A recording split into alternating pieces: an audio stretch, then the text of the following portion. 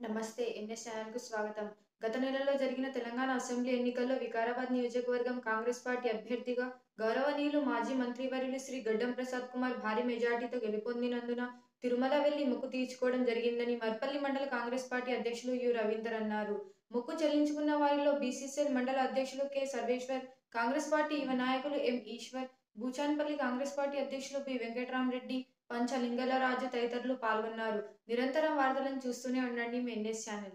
వెంకటేశాయ స్వామియే శరణమయ్యప్ప. గత నవంబర్ 30న తెలంగాణ అసెంబ్లీకి జరిగిన ఎన్నికల్లో భాగంగా వికారాబాద్ నియోజకవర్గం నుండి కాంగ్రెస్ పార్టీ అభ్యర్థిగా గౌరవనీయులు మాజీ మంత్రివర్యులు శ్రీ గడ్డం ప్రసాద్ కుమార్ గారిని భారీ మెజార్టీతో గెలిపించినందుకు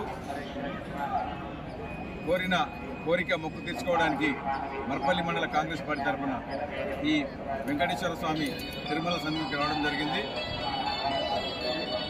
ఈ స్వామివారి ఆశీస్సులతో గత 2 పర్యాయాలు ఓడిపోయి ప్రజల్లో ఉన్న ప్రసాద్ కుమార్ గారు ఈసారి భారీ మేటలో గెలిపించినందుకు ప్రత్యేకంగా స్వామివారికి కృతజ్ఞతలు తెలియజేసుకుంటున్నాం. అలాగే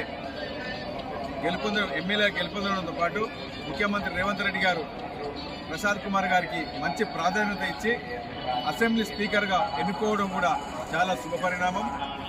అయితే ఈ అసెంబ్లీ స్పీకర్గా ఎన్నుకోవడం అనేది మన వికారాబాద్ నియోజకవర్గానికి ప్రత్యేకమైన గౌరవంగా మేము భావిస్తున్నాం.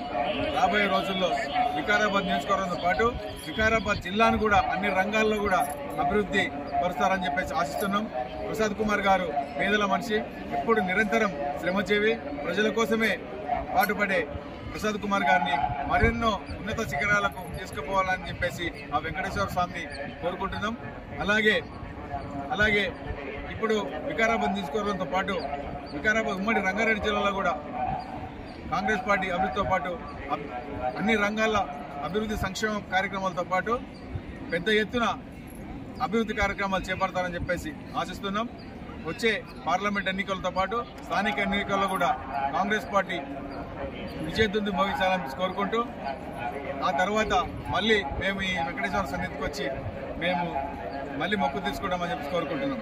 జై హింద్, జై కాంగ్రెస్.